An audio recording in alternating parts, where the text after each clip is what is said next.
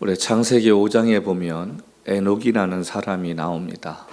근데 에녹을 일컬어서 300년을 하나님과 동행했다라고 성경이 그의 일생을 이렇게 정리해 주는 걸 보게 됩니다. 그 당시에 교인들이 많았겠어요? 예수 믿는 사람들이 모여서 예배를 드렸겠어요? 에녹이라는 사람이 300년을 하나님과 동행했다고 할 때 인간적으로는 얼마나 외로웠겠어요? 그럼에도 불구하고 그 긴 시간 동안 하나님을 섬겼다는 그 자체가 우리에게는 많은 도전이 됩니다. 우리가 믿음 생활하다가 조그만 어려움이 생기면 넘어지고 실망하고 그냥 이거 계속 내가 믿어야 되나 이런 회의가 있을 수 있지 않습니까? 예수 믿다 보면 우리가 갖는 기대감들이 다 동일한 게 하나가 뭐냐면 내 인생이 잘 됐으면 좋겠다. 내가 원하는 대로 바라는 대로 하나님이 이루어 주시고 내가 뭘 그렇게 큰 것을 구한다고 이거 하나 정도면 하나님이 해결해 주셔도 되지 않을까? 그런 생각 들 때 얼마나 많아요. 근데 그게 이루어지지 않으면 우리가 절망하고 좌절하고 삶의 희망을 잃어버리는데 에녹이라는 사람이 300년 동안 하나님과 동행할 때 그는 얼마나 힘들고 어렵고 외로웠을까? 우리가 부르는 찬양 가운데 부르신 곳에서 나는 예배하네, 어떤 상황에도 나는 예배하네. 그 뒤에 가보면 이런 가사가 이어집니다. 내가 걸어갈 때 길이 되고 살아갈 때 힘이 되는 그곳에서 나는 예배하네. 우리가 신앙에는 믿음에는 세 가지 단계가 있다라고 저는 믿습니다. 첫 번째가 뭐냐면 하나님 말씀이 들려져야 할 단계가 있습니다. 그 말씀은 내가 듣고 싶은 말씀만 듣는 게 아니라 내가 듣기에 거북한 이야기라도 그 말씀을 통해 내가 듣고 순종하고 생각해보고 내가 하나님 뜻에 맞게 사는가를 늘 돌아보는 그 믿음. 그래서 우리가 항상 믿음 생활의 기초는 말씀이 들려야 되는 거예요. 그 말씀이 들려야 그 말씀에 힘을 얻고 그 말씀을 통해서 내가 하나님을 의지할 수 있다는 것입니다. 우리가 믿음 생활하면서 착각하는 것은 찬양 열심히 하고 기도하면 믿음 있는 줄 아는데 절대 그렇지 않습니다. 말씀이 우리의 믿음의 기초가 되지 않으면 어떤 상황이 어려움이 부딪히면 사람들은 넘어지고 믿음에서 떠나고 그동안 가졌던 내 신앙이 흔들리게 되는 거예요.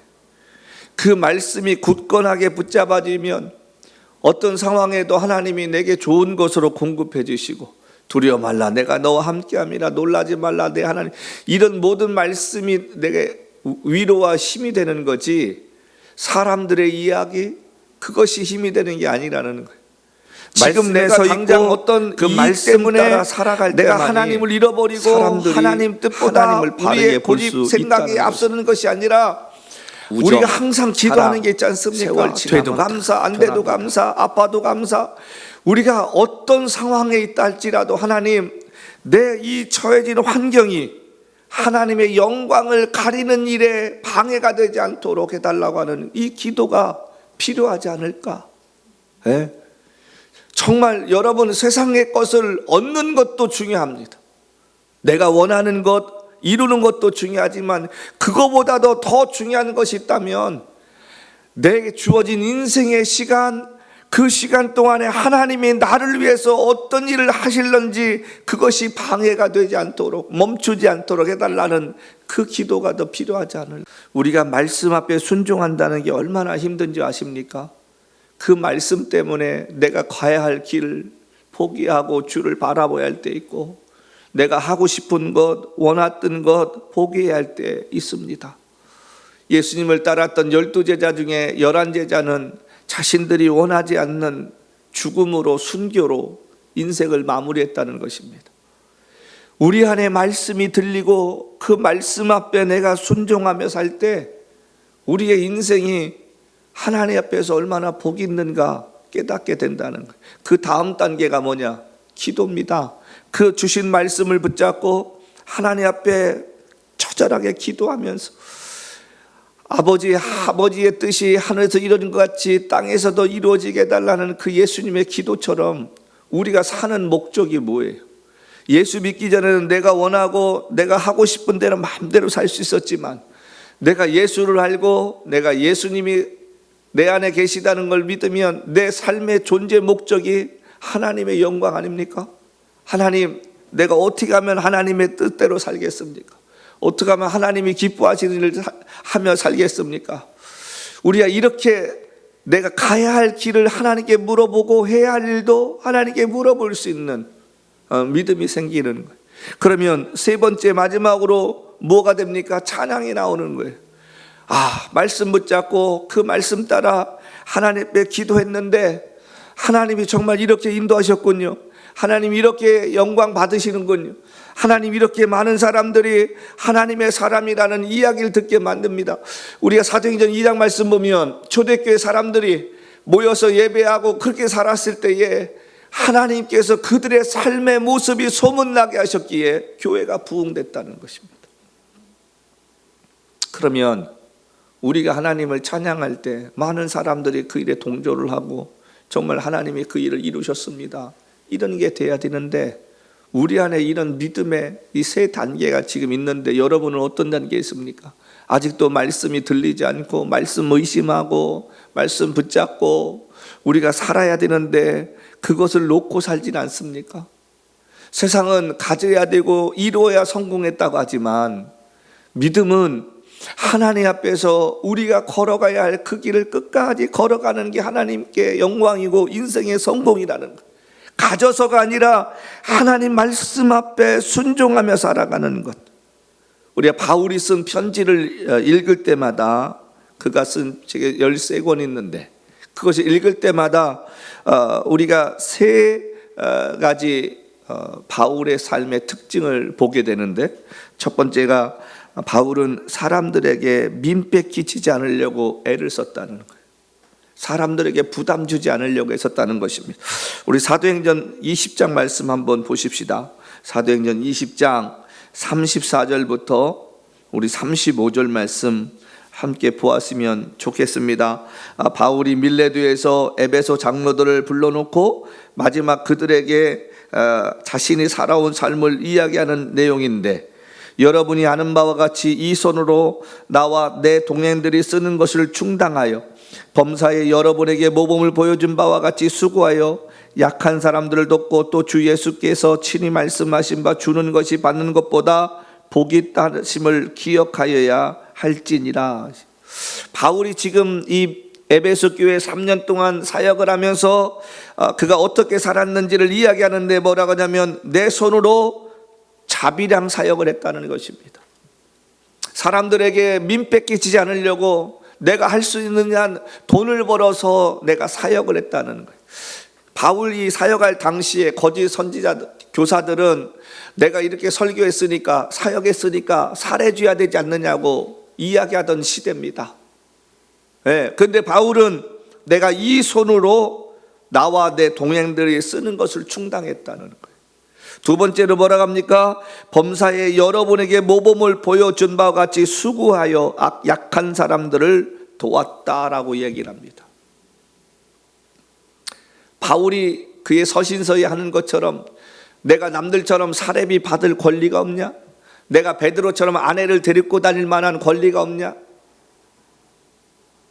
그가 누릴 수 있는 기득권을 내려놨다는 것입니다. 이 시대 우리에게 참 중요한 말씀이라고 생각이 들어요. 목회자가 교회의 짐이 되고 자신들 것을 챙겨가는 이 시대에 정말 우리가 한번 돌아봐야 할 것, 이 바울의 고백처럼 많은 사람들에게 민폐 끼치지 않으려고 애를 썼다는 것입니다.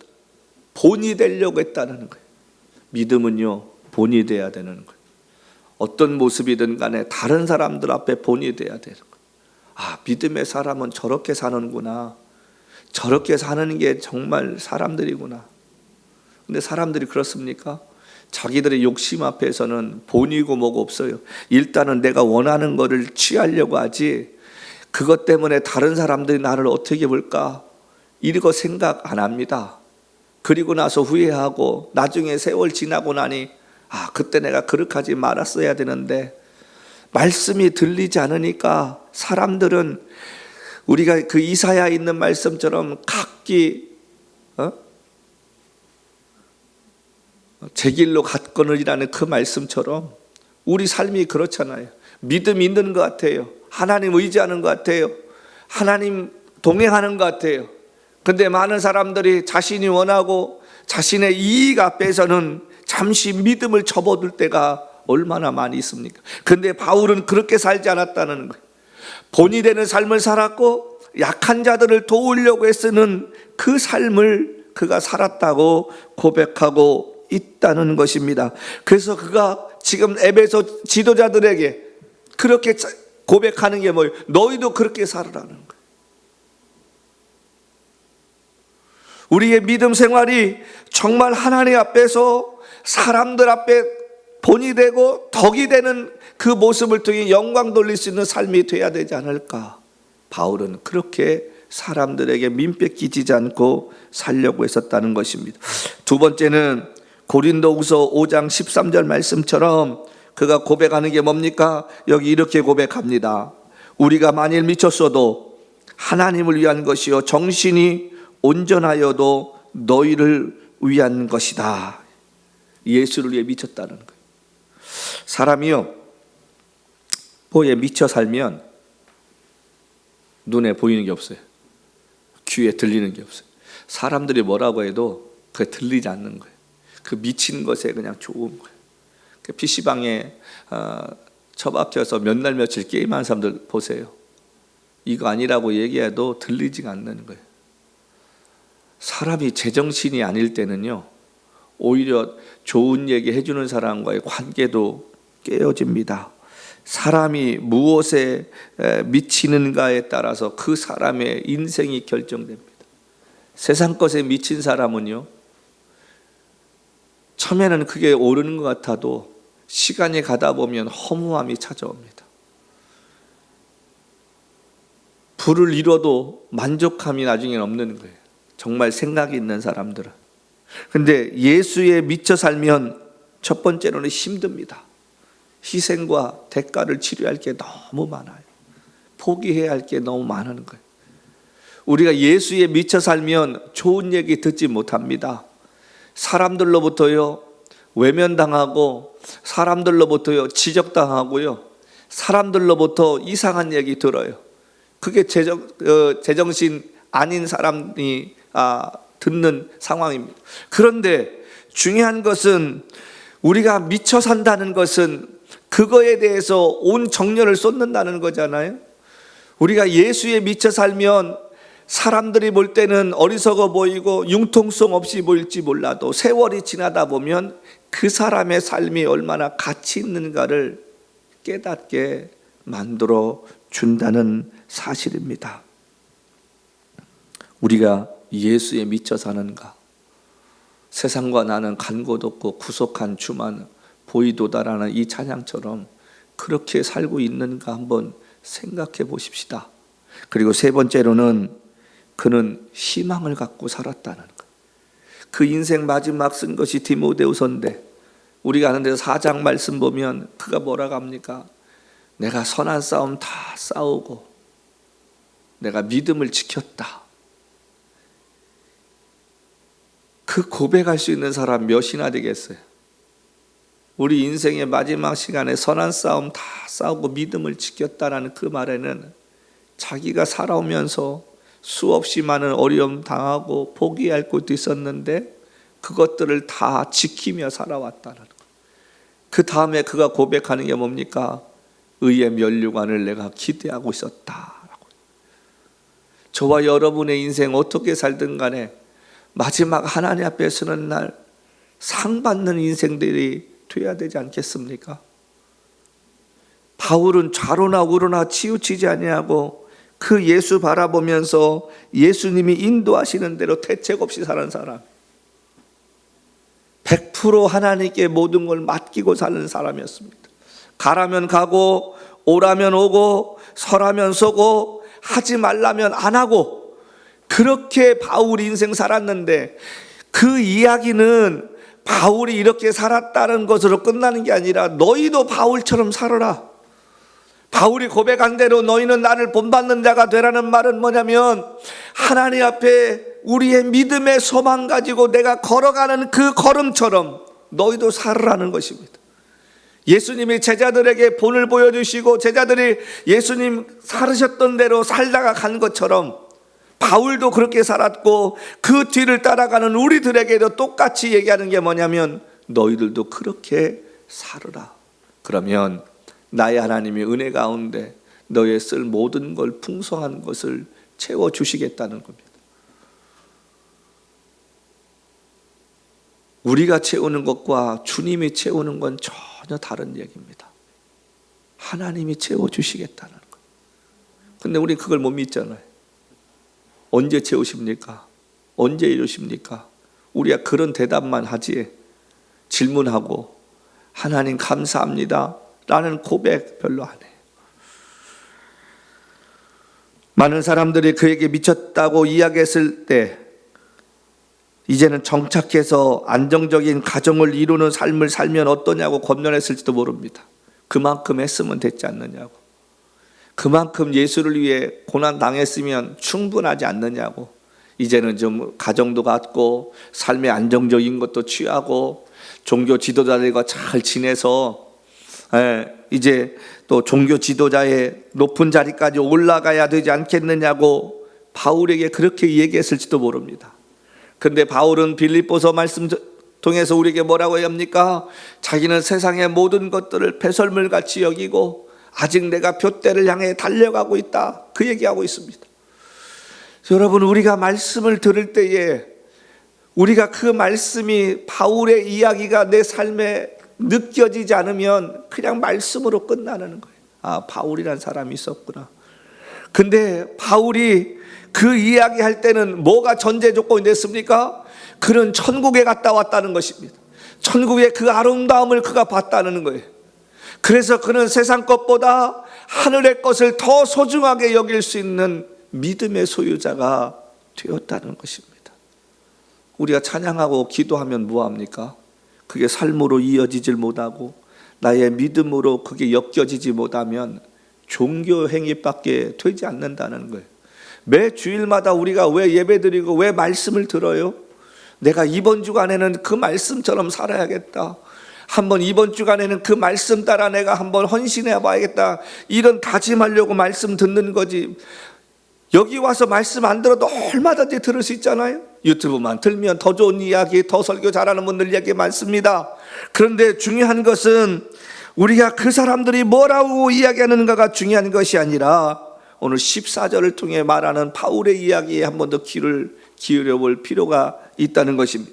여기 14절 말씀 한번 보십시다. 오늘 읽은 항상 우리를 그리스도 안에서 이기게 하시고, 이렇게 그 다음에 우리로 말미암아 각처에서 그리스도를 아는 냄새를 나타내시는 하나님께 감사하노라. 여기 이기게 하시고라는 이 단어가요, 헬라어로 드람비오라는 그 단어인데, 이게 어떤 말이냐면 로마 장군이 전쟁에 나가서 포로들을 잡아왔을 거 아닙니까?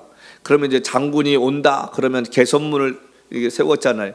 그 개선문을 통과하면서요, 장군이 맨 앞에 갑니다. 그러면 빵빠레가 울리면서 그 뒤에는 뭐가 있냐면 그가 잡은 포로들을 이제 포승줄로 엮어서 끌고 오는 거예요. 사람들 앞에 내가 이렇게 전쟁에서 승리해서 이 많은 포로들을 데리고 왔다, 개선 장군의 모습으로 들어오는 그 장면을 바울이 비유하는 겁니다. 그게 헬라어의 뜻인 거예요. 이기게 하신다는 말은 뭐냐면 승리해서 개선에 두른다는 이야기입니다. 그런데 어떻게 우리가 이길 수 있는가? 여기 바울은 뭐라고 얘기하냐면 그리스도 안에서 이기게 하신다는 거예요. 우리가 예수 바깥에서 이기는 게 아니라 우리의 모든 삶의 환경을 이기게 하시는 분이 예수 그리스도라는 거예요. 예수의 능력과 예수의 도움으로 우리가 이길 수 있지, 예수의 은혜 없으면 세상을 어떻게 이길 수 있습니까? 아까 우리가 부른 찬송이 있지 않습니까? 은혜 아니면 나 서지 못하네. 십자가의 그 사람, 은혜 아니면. 우리가 그리스도의 은혜 아니면 얼마나 좌절할 일이 많습니까? 그 은혜 때문에 다시 일어나 보고 그 은혜를 믿기 때문에 그래 또 한번 내가 일어나 보자, 우리가 그런 마음을 가질 수 있는 거잖아요. 그걸 누가 주는 거예요? 성령이 주시는 거예요.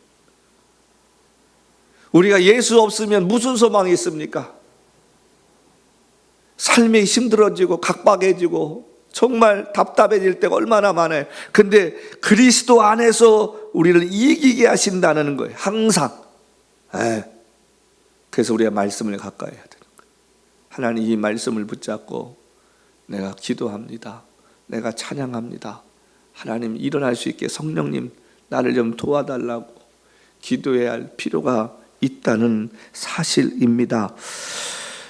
우리가 세상 살면서 영적으로 고민하고 오늘 하루도 내가 믿음 안에서 이겼구나 할 수 있는 이유는 하나예요. 예수 안에 있을 때 그 말씀이 나를 이끌어 가야 된다는 사실입니다. 예수 안에 있을 때 어떤 상황에서도 절망하지 않고 낙심하지 않을 수 있다는 거예요.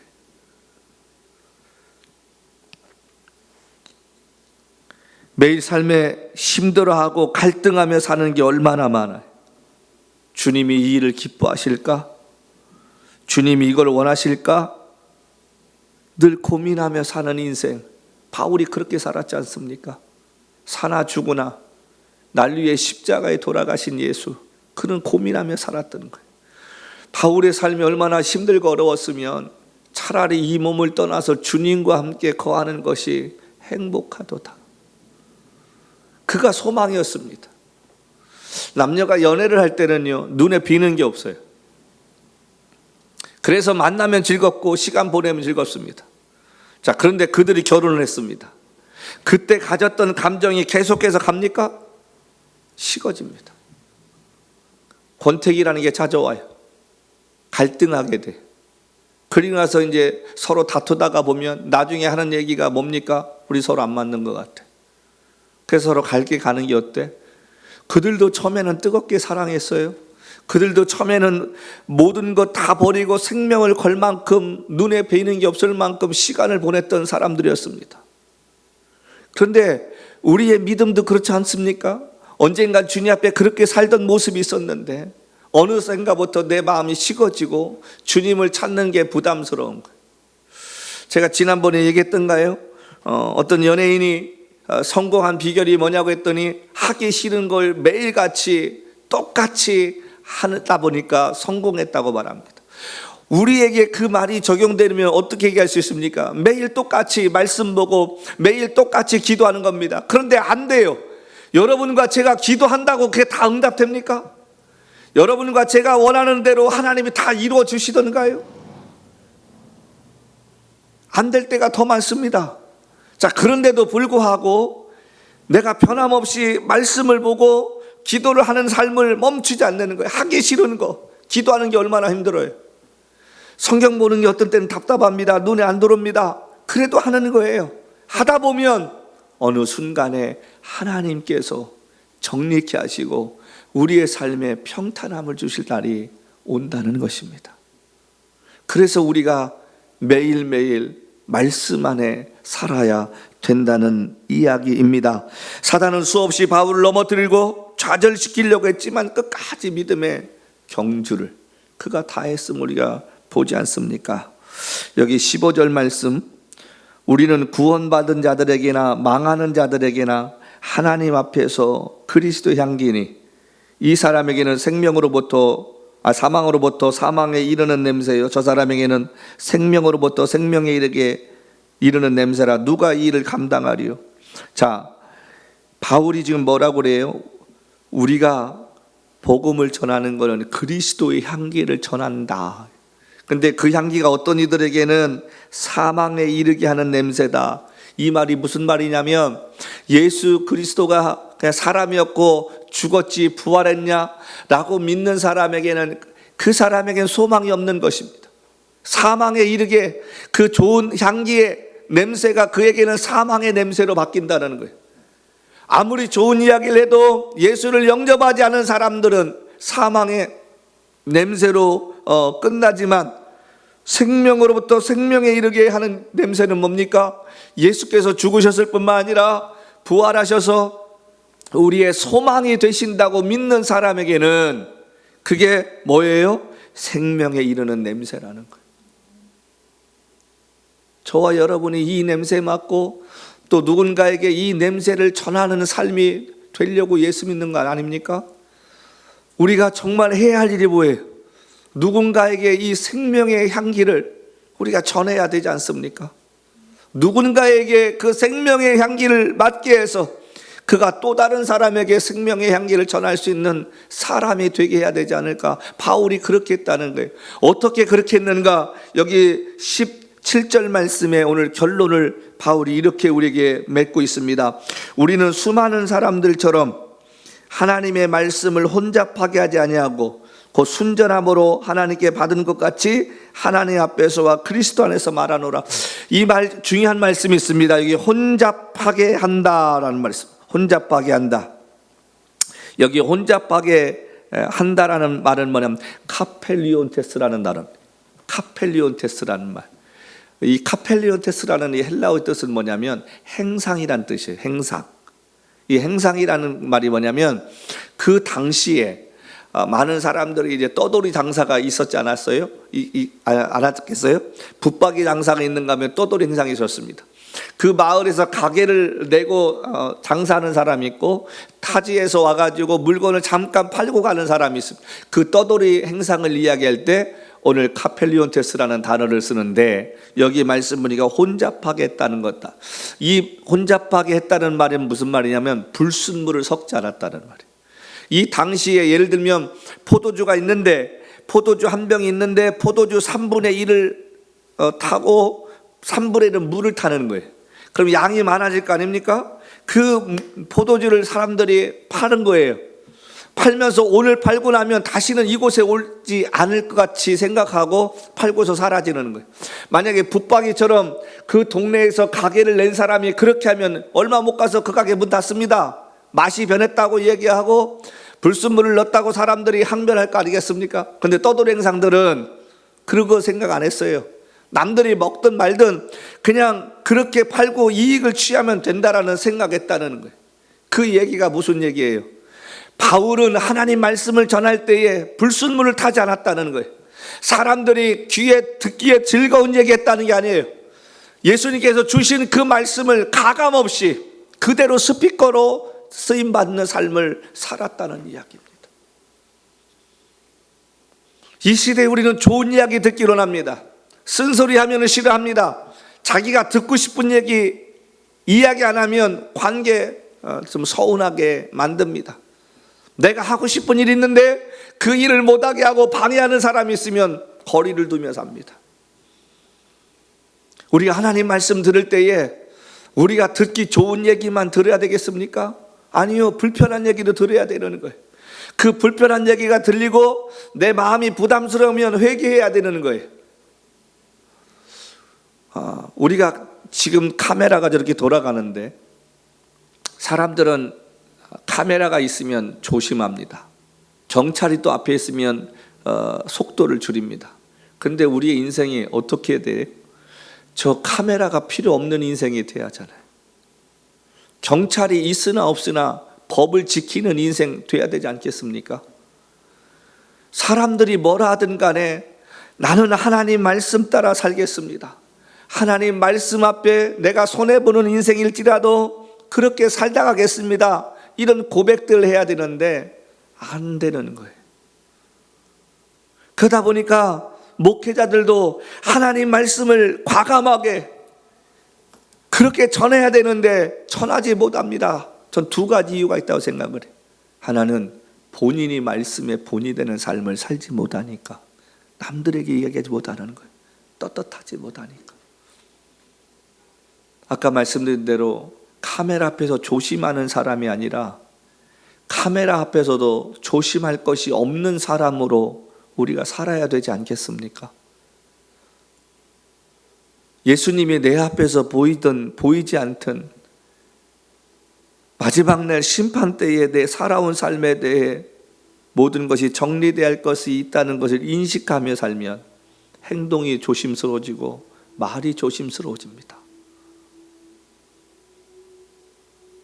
우리 두 번째로는 바울의 고백처럼 내가 사람을 기쁘게 하랴 하나님을 기쁘게 하랴. 그 가운데 내가 사람을 기쁘게 하면 하나님의 종이 아니라고 했던 것처럼 하나님만을 기쁘시게 하려고 하는 삶을 사는 자들이 없다는 것입니다. 고난을 고난으로 여기지 않고 자기만 당하는 불이익이라고 생각하니까 자기가 하고 싶은 대로 하는 거예요. 이 시대가 그런 시대 아닙니까? 회개하는 말이 점점 사라집니다. 기도하자는 말이 사라집니다. 주를 위해 고난받자는 말이 사라집니다. 희생하자는 말이 사라집니다. 그리스도인으로 세상에서 살면서 손해보자는 말이 사라집니다. 왜요? 그러면 사람들이 싫어하거든요. 수없이 많은 곳에서 집회가 행해지고 이벤트가 행해지는데 왜 교회 숫자는 줄어들고 교인들이 적어져 갈까? 우리들만의 예배, 우리들만의 기뻐하는 예배는 아닌가 생각해 보았으면 좋겠습니다. 이 시대에 믿는 사람들이 없어서 세상이 힘들어지는 게 아니라 바르게 믿는 사람이 없어서 힘든 세상입니다. 정말 주님 앞에 믿음의 사람답게 살아가는 본이 되는 사람이 없기 때문에 세상에 이렇게 되어가는 것 아니겠습니까? 우리 이 한 주간 살아가면서 그리스도의 향기를 나타내는 사람이 되십시다. 누가 봐도 저 사람은 예수 믿는 사람이에요. 누가 봐도 저렇게 예수 믿어야지.